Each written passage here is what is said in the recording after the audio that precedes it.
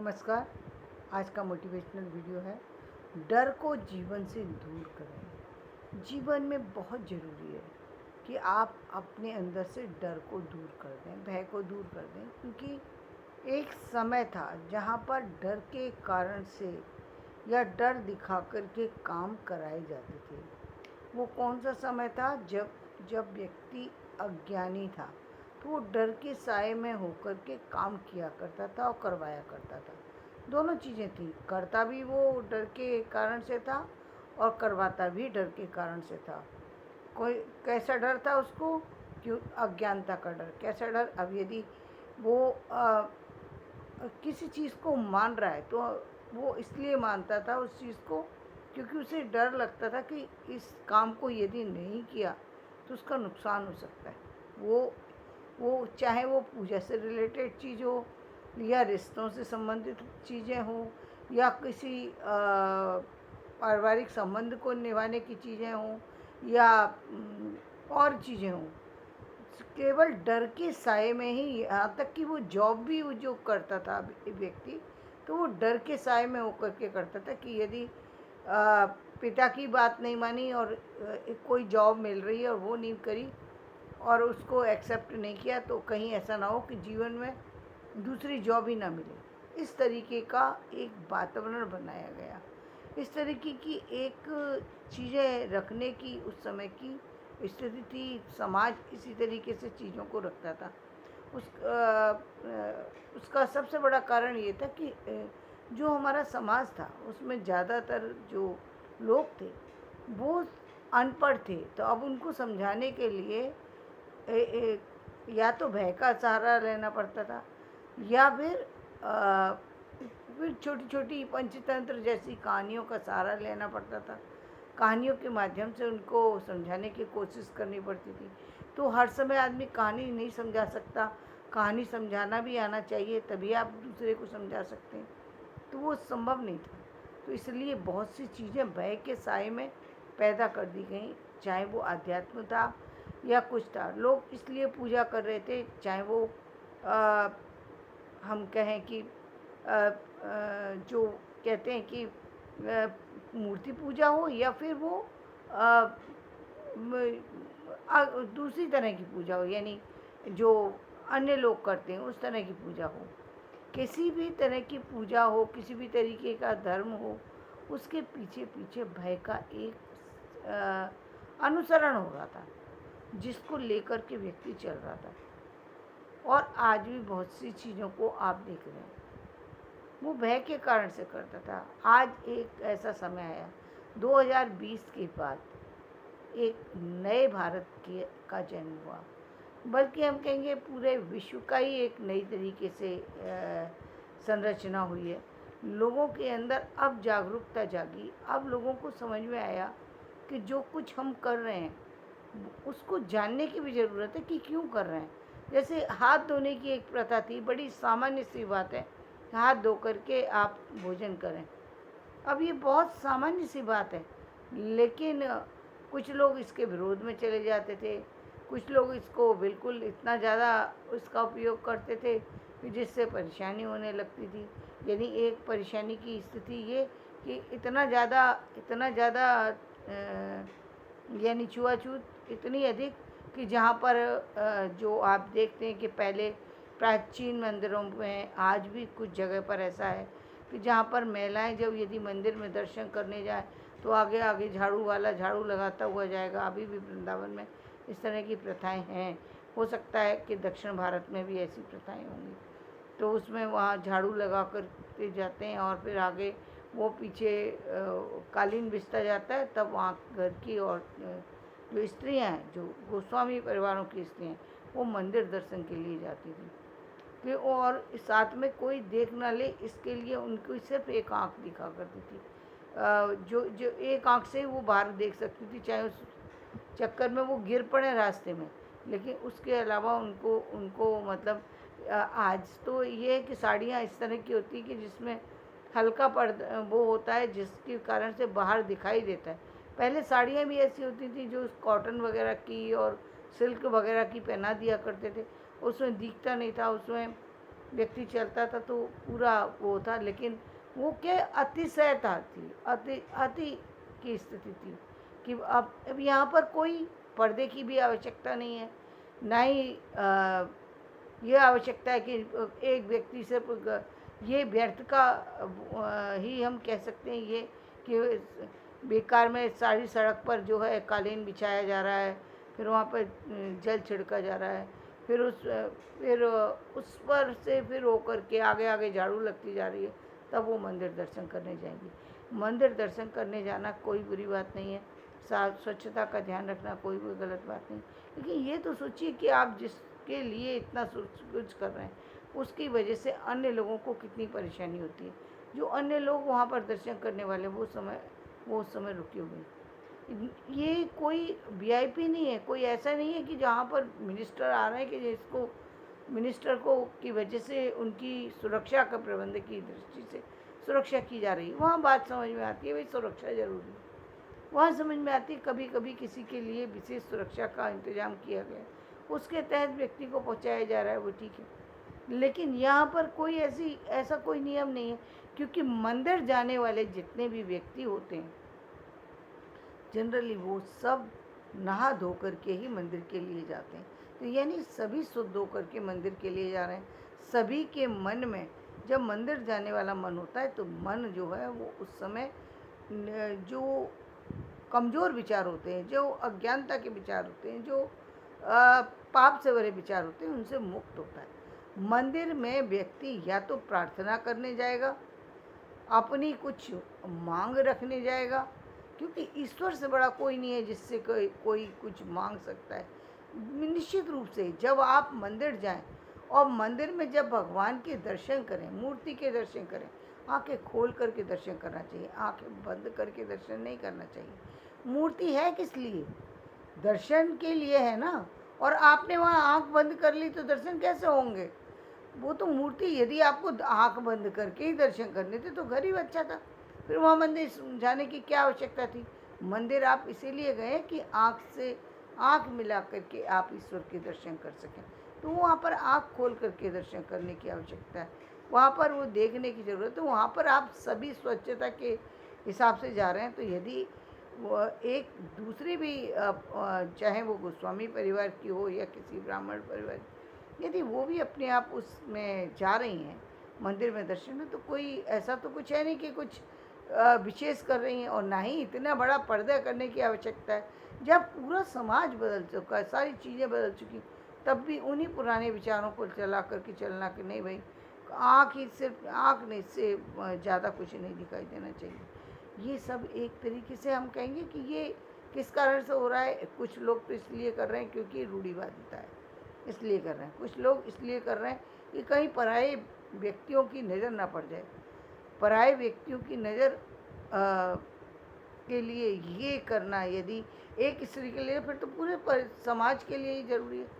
मतलब सिर्फ आप ही के परिवार की स्त्री है, बाकी जितने लोग जा रहे हैं वो स्त्रियाँ नहीं हैं, वो बच्चे नहीं हैं, वो महिलाएं नहीं हैं, वो बेटियां नहीं हैं, तो वो तो सभी वही है। यदि सब जो है वो सिर पर पल्ला नहीं रखे हुए हैं, सभी आराम से दर्शन करने जा रहे हैं, तो आप भी अपनी पत्नी को वहाँ जाने दीजिए, उनको दर्शन करने दीजिए, ईश्वर को निहारने दीजिए, अच्छे से वहाँ पर प्रसाद लेने दीजिए, प्रसाद पाने दीजिए।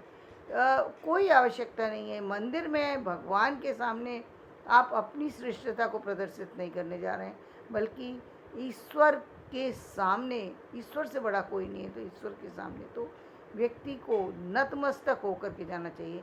वहाँ इन सब चीज़ों की आवश्यकता नहीं है। ये बाह्य आडंबर की आवश्यकता नहीं है, ये बाह्य आडंबर है जिनको दिखाने के बहुत सारे ऐसे अवसर आते हैं जहाँ पर आप इन चीज़ों को प्रदर्शित कर सकते हैं, घर के आडंबर को प्रदर्शित कर सकते हैं, घर की लग्जरियस लाइफ को प्रदर्शित कर सकते हैं, घर की संपन्नता को प्रदर्शित कर सकते हैं। अभी आपके सामने इतना बड़ा उदाहरण है, अंबानी जी ने जो किया, उन्होंने सब कुछ दिखा दिया कि दुनिया में पैसे के आगे सब कुछ हो सकता है। पैसा दुनिया में बहुत बड़ी ताकत होती है। पूरे ब्रह्मांड में उन्होंने एक नया इतिहास रच दिया है इस समय शादी करके। एक तो जो सनातन धर्म में जो विवाह की जो पद्धति है, हिंदू धर्म में जो विवाह की पद्धति है वो सबके सामने आई है कि किस तरीके से वैवाहिक बंधन होते हैं, किस तरीके से परिवार की एक स्थिति है, परिवार में किस तरीके से एक दूसरे से जुड़ कर के रहना पड़ता है, पारिवारिक रिचुअल्स को निभाना पड़ता है। तो ये सारी चीज़ें आपको वहाँ देखने के लिए मिलेंगी, और वहाँ मिले तो ठीक है, लेकिन यहाँ पर उसकी आवश्यकता नहीं है कि आप मंदिर जा रहे हैं, वहाँ पर आप इस चीज़ को प्रदर्शित कर रहे हैं कि हम बहुत बड़े हैं। आप क्या दिखाना चाहते हैं कि आप ईश्वर के सामने बहुत बड़े हैं, बहुत महान व्यक्ति हैं, इसलिए आप जो वहाँ दर्शन करने आ रहे हैं, आप बहुत इम्पोर्टेंट हो गए। तो ये सारी चीज़ें हैं, खैर लेकिन ये चल रही हैं। यही किसके साए में, और स्त्रियाँ क्यों कर रही हैं इसका पालन? डर के साए में। उनको पता है कि यदि जरा सा भी बोली, उन्होंने मना किया कि नहीं हम यहाँ नहीं करेंगे या हम पर्दा करके नहीं जाएंगे, तो घर से निकाल दिया जाएगा।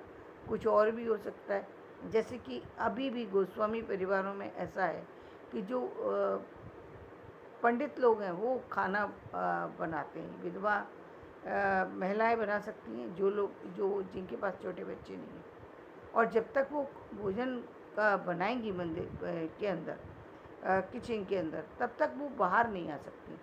तो खाना जब बन जाएगा तो वो महाराज जो होंगे खाने वाले, वही बाहर रखेंगे, तब आप भोजन को कर सकते हैं। दूसरा व्यक्ति किचन के अंदर प्रवेश भी नहीं कर सकता। ऐसी परंपरा बहुत समय से चल रही है, लेकिन ये परंपरा को हम श्रेष्ठ मान लेंगे, अच्छा मान लेंगे, इसलिए क्योंकि इसमें कहीं ना कहीं एक तो स्वच्छता के लिए, दूसरी ये है कि ईश्वर का प्रसाद लगने वाला है। प्रसाद पर ये सभी जानते हैं कि भोजन और भजन जो है वो एकांत में करना चाहिए, दूसरों की नज़र ना लगे। तो ईश्वर को हम जब भोजन कराने जाते हैं तो सबसे पहले तो ईश्वर कहते हैं, जब जिस तरीके से हम अपनी संतान के लिए, अपने परिवार के खास व्यक्ति को खिला रहे होते हैं, तो हर व्यक्ति से उसे हर चीज़ से उसे बचाने की कोशिश करते हैं, तो अपने परिवार को प्रोटेक्ट करने की कोशिश करते हैं। तो ईश्वर को खिला रहे हैं तो उन्हें भी प्रोटेक्ट कर, पर्दे में ले जाना, उनका भोजन पर किसी की निगाह ना पड़े, स्वच्छता से बने, सफाई से बने, वो सारी बातें समझ में आती हैं। लेकिन ये इतना ज़्यादा का हो जाता है, कहीं ये इसकी सीमा इतनी अधिक है कि आज के समय में भी ऐसे गोस्वामी परिवार हैं जहाँ पर पूरे जीवन तक जो परिवार के पुरुष हैं, जो भगवान का प्रसाद बनाते हैं या भगवान की पूजा वगैरह करते हैं, वो अपनी ही पत्नी के हाथ का बना हुआ भोजन नहीं करते।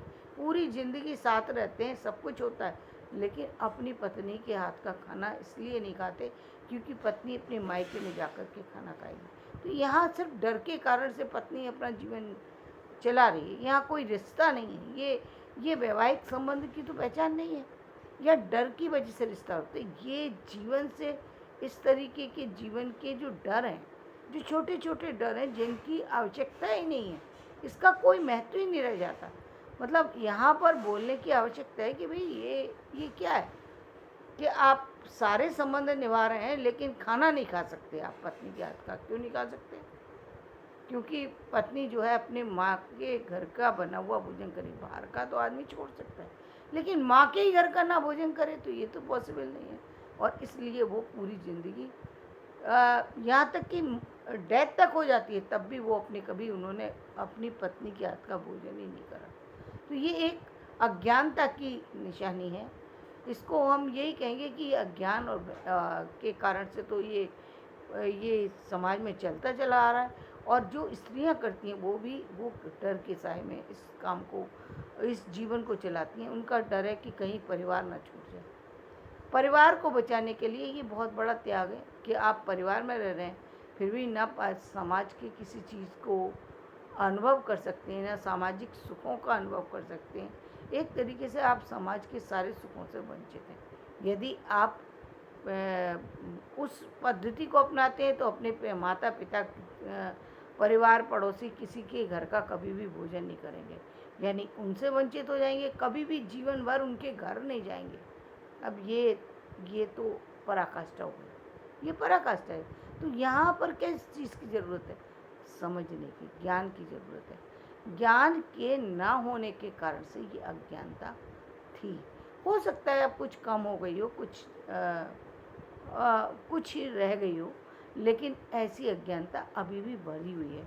ये एक उदाहरण था जहाँ पर हम देखते हैं कि छोटी छोटी चीज़ों में जानने की ज़रूरत है, ना कि उन चीज़ों को फॉलो करते चले जाएं। जहाँ चीज़ों को बदलने की आवश्यकता है वहाँ बदलिए।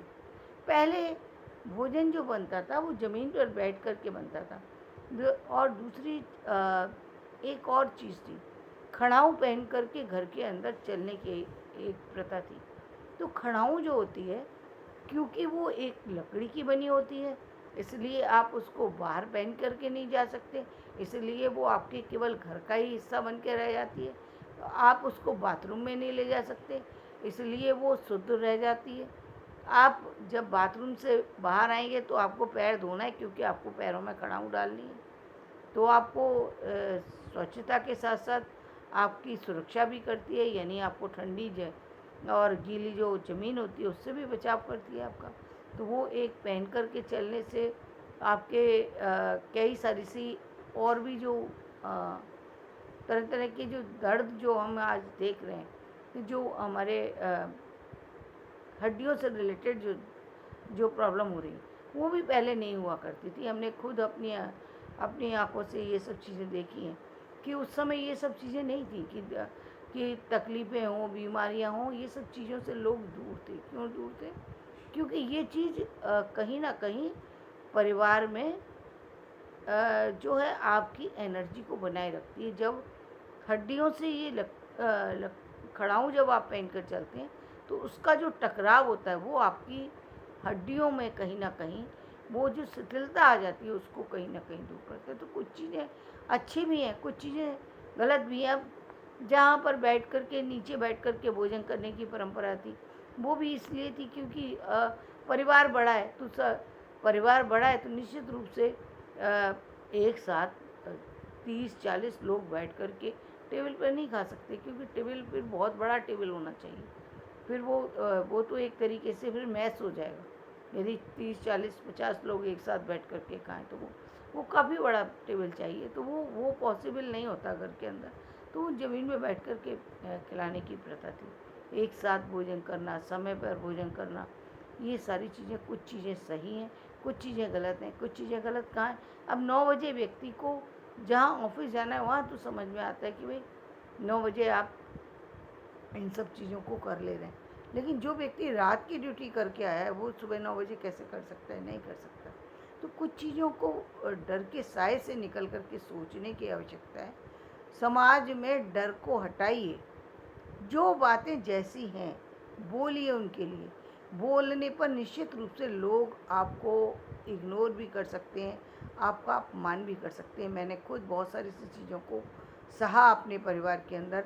मेरी शादी के बाद ससुराल के अंदर ये था कि कुंडी खटका कर के चीज़ों को देने की प्रथा थी। पर्दा प्रथा इतनी अधिक थी कि बहुत ज़्यादा, तो उन चीज़ों को कभी कभी मना करना पड़ता है और उसके लिए बहुत सारे परिवार की उपेक्षा भी झेलनी पड़ती है, लेकिन करना पड़ता है। किसी न किसी को ये कदम उठाना ही पड़ेगा और लोग उठाते भी हैं और उठाना भी चाहिए, क्योंकि हर काम डर के साए में करना अच्छी बात नहीं है। जो चीज़ जैसी है उसे समझो और फिर आगे बढ़ो। तो धन्यवाद। मेरा ये वीडियो पसंद आए तो इसे लाइक करें, शेयर करें।